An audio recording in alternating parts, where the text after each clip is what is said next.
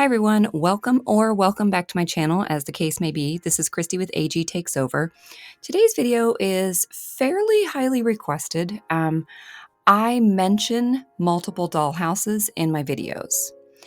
If you've watched many of my videos, you've probably seen one of them several times. So there is a main one that's in our doll room, and that one gets changed out regularly. The decorations get changed out, the furniture gets moved around. You can look, there's even a playlist of decorating my dollhouse, and you can see it kind of decked out for fall, for Halloween, for Christmas, for Valentine's Day. So you're welcome to go take a look at that. It's not going to be new footage necessarily, but I am going to point out some of the specs because I think some people are looking into building their own and wanting to know some of the details of it, the measurements and everything. So I'll cover that. If you've watched videos where I appear on screen, I'm generally in front of a different dollhouse, but I've never done a tour of that one, so that's included. And you've definitely never seen the dollhouse that my daughter plays with that is on the first floor. By the way, if you have not subscribed to my channel and like what you see, please do subscribe. You can click on that notification bell so you'll know when I post new videos. Please give this video a thumbs up if you like it. Let me know which rooms are your favorite. If you have a dollhouse, if you want a dollhouse, what kind would you get? Whatever you'd like to share that's relevant down in the comments. And I do reply to those, so I'll appreciate it. All right, so the first one is the dollhouse that is in our basement. It's actually chronologically the second one that we got. And here are the specs for it. So it's 5 feet wide, 28.5 inches wide for each of the rooms, and then on the bottom 2 floors, and 20 inches deep. Height is 6 feet, but that's about 23 inches for each room. So I consider these smallish rooms. I got this one from someone in our neighborhood. It's kind of a hilarious story. So someone listed this dollhouse on Marketplace for $45. $45. I know it costs a lot more than that, so I immediately reached out to them. Did we need another dollhouse? No, we didn't need one, but I knew it would be nice to have one with bedrooms. Plus, we have a large basement, and I knew we'd just keep it down there. And we could even hold it back for our daughter, because at that time, she did not have a dollhouse of her own yet. Anyway, the lady replied that somebody else was already coming to pick it up, but that she would make me a backup. Naturally, I assumed that that was that, because who's going to pass up on this dollhouse for $45? The next morning, she messaged me and said, hey, so that person showed up with a little compact car and they left empty-handed. I think they misunderstood how huge this sucker is. So if you still want it, it's yours. Friends, I drive a Prius, so I'm thinking I'm probably going to miss out on this deal too, because it's not going to fit in my car either. But I asked her where she was exactly. I knew she was in my town, but wasn't sure what side of town. And it turned out she was in my subdivision, literally a few blocks away. So fast forward to my lunch break at work, Grace and I drove over to the lady's house, hefted this massive dollhouse on the top of the Prius, and Grace drove the car back home at like 3 miles an hour as I walked alongside it, holding on to the house. We put it in the garage, moved it to the basement later when our toddler was asleep, and I don't think she even knows it exists. But so we don't get asked to go down to the basement 467,000 times a day by a toddler, and that is lovely. Anywho, so I foolishly took this thing apart to redo the floors with contact paper and change up the walls. And what I learned from that experience is, 1, never, ever take apart a KidCraft dollhouse if you can avoid it. Not if you're going to have to reassemble it. And definitely not if you don't have the manual and your reassembly will be largely guesswork. It was awful. 2, the wrapping paper as wallpaper hack might work well if you do it correctly, but I apparently didn't. I used spray adhesive on the back of the paper before sticking it onto the walls, and let me tell you, half of the time it didn't stick well, and the other half of the time I ended up with these big pockets of air. It mostly looked awful, and I removed it from all but one of the rooms. I ended up opting for paint in some spaces, like the top floor and the bathroom, or contact paper like I did in Courtney's room. And I could have done most or all of that without taking the whole thing apart, so gosh, I shouldn't have done that. The flooring was a huge improvement though, so no frustration there. Other things to note, like many people who own this dollhouse, I removed the bar from the top floor. It's kind of it went across the peak of the ceiling, so that you can have like a wardrobe up there. I don't need a wardrobe up there. And to be honest, we don't use this dollhouse all that much. I do film in front of it, and I sometimes use it for pictures, but it's not the main one. The rooms are smaller than I'd prefer, and that might have something to do with it, but it is fun to decorate. The price was right, and it's nice for the girls to have a toilet. So yeah, no regrets about buying it. I hope you enjoy it. All right, well, so we'll do a video tour. Over here, there's some sparkly black cardstock that I ended up using to cover up the shiny original walls, but also after my failed wrapping paper attempt. The flooring is contact paper. That actually was pretty smooth and easy, and I was happy with it. I painted the back wall, and I love this color, but it's very shiny. It shows all the brush strokes, and it catches all the light and glare whenever I use some lighting. But I was using what I had on hand, so it's all right. It's fine. And obviously there was a combination of Z's desk and World by Us stuff in there. This room is the only room where I left the wrapping paper thing that I did. I made these curtains with a cloth napkin set that I got from World Market. Put some little sky scene in the back of the window. The classic placemat as rug that all doll people do. I sewed the yellow pillows and the blue and white pillows, and that's a picture that we took. And you could probably see a couple of the air bubbles kind of above and to the left of that picture. But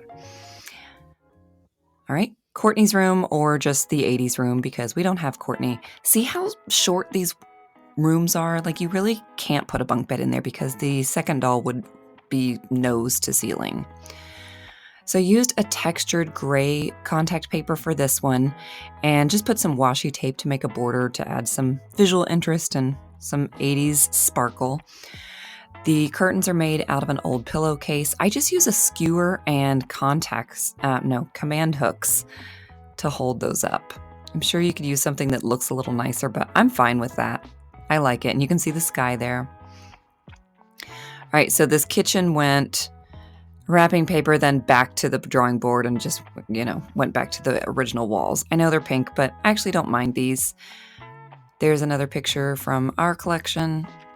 Something from Target over there.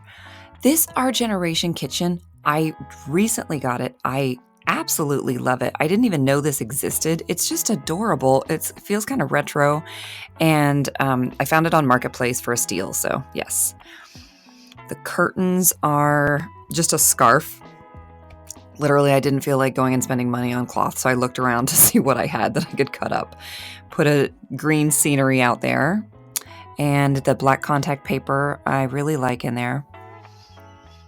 This is probably my favorite room because it was the most frustrating and struggled with it the most. I had a different bathtub in here. I had the My Life as shower in here at one point. It was like a pink wall, and then it was a wallpaper wall, and then I painted it this color. So I'm very happy with it now. But yeah, My Life as toilet and vanity. The vanity lights up, the toilet makes sounds. I got a little dresser and painted it white so it matched everything. There's a combination of off-brand and Our Generation and the little mini brands things. I made the 2 white rugs, and that contact paper is from Target. Yeah, super happy with that room. I'm not sure which is my favorite, but I definitely am happy with that house at this point. So let's move on to the next house. This next one is on the first floor, so we're moving from the basement to the first floor, and I know none of you have seen this one because it's my daughter's. It is custom made, but not by us. So the dimensions are 4 feet wide, 24 inches deep, and the bottom 2 rooms are 28 inches tall. The top room is 13 inches tall at its lowest because it has a peak ceiling, and 23 inches at its peak. This came from a neighbor's garage sale. It was super cheap. It's actually 3 stories, but it's modular, and given our toddler's height, it made 0 sense for us to use all 3 stories. Also, it's in the living room, and it's already imposing enough being 2 stories tall. It would just be massive. The other story has been living in the garage for months, but I recently brought it in and took it to the basement to see if we can use it to make a space to showcase Rebecca's collection. So I may give you a peek at that when I show you the third dollhouse. The windows are a little annoying. The more I see different dollhouses, the more I think if you can't get natural light through those cutouts, it's probably better to have fake windows that you can move around so your furniture placement isn't limited. But yeah, it's whatever. We've left this dollhouse mostly as we got it.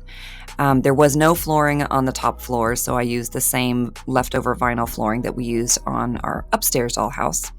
And yes, there's carpet in the kitchen because I'm pretty sure this was meant to be the second story, and I made it the first story when I brought it in. Just thought my daughter would appreciate something soft instead of sitting on she climbs in there, so instead of sitting on the hard flooring. All right, let's take a closer look. I've got part of the trundle bed. Melody's sitting in there in a bitty baby dress. That little chair came from the hotel package that we did when we went to Chicago. Painted another one of those dressers white. This TV set rotates between her room her dollhouse and the upstairs dollhouse because we switch out chimney and TV set depending on what time of year it is. So there's the peak ceiling. You could take that whole peak off if you wanted more light or just more space to move things around. Here's the carpet. I recently got her this My Life As set for super cheap from Facebook Marketplace. She had a different kitchen set in here, but it didn't have a sink and it didn't have a refrigerator, and she really likes those features about the upstairs dollhouse. So this, I don't know what you call this, hutch thing was like $1 at Goodwill maybe, and I painted it. It looked kind of dingy and dated, so I painted it gray, put a little coffee bar sign on there, much more modern. This room is super bare, but once you put the beds in there, there's barely any space left. I did sew the bedding because whatever came with it was kind of pathetic. It was like a step above tissue paper. So I'm happy with those comforters and pillows. And she has the Our Generation laundry set in there because she loves it. It holds literally one dress. All right, we're going to move on to the next dollhouse. This last dollhouse is probably the one you're most familiar with if you have been watching my channel at all. It is on the second floor, so we went basement, first floor, and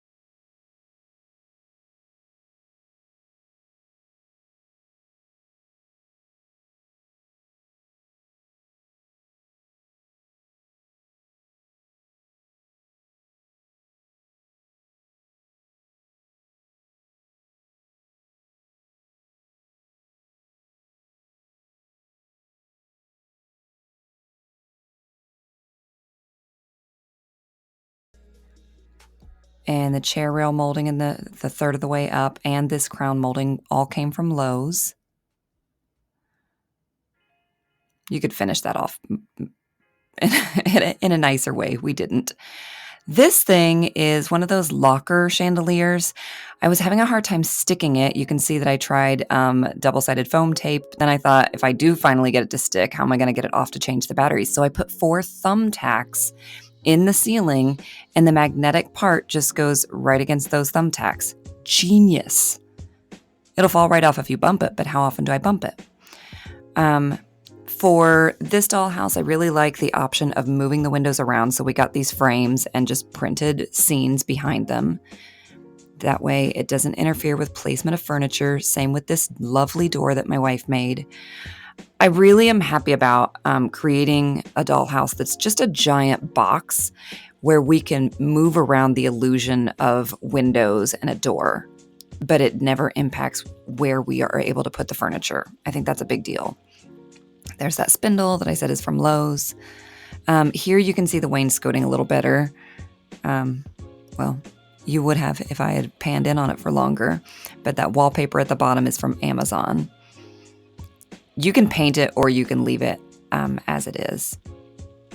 I use a lot of command hooks, these little things. They're not beautiful, but I strive for lovely, but not perfect, so I'm good with this. And then the nice thing about this, we do eventually want it to have a second story, but for now I've been enjoying the fact that we have some surface area to put bigger ticket items on the top. And we rotate these out monthly. So here's another picture. This was kind of crowded. I don't like having 3 things on the top. But yeah, I would love to know what you think. Is it a bit over the top? Probably, to have a dollhouse on every story.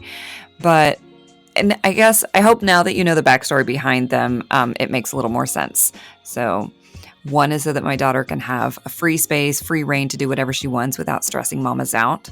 One is so that we can have everything more immaculate for photography and for our own enjoyment. And then the other one was just too good a deal to pass up, and it gives us a way to, without really cluttering up our living space, because our basement's not really living space, it gives us a way to have bedrooms and a bathroom and rooms that we wouldn't otherwise have. So again, I would love to know what your setup is, what your dream setup is, what your challenges are, all of that good stuff in the comments. I hope you enjoyed this. Thanks for watching, and I hope to see you for my next video.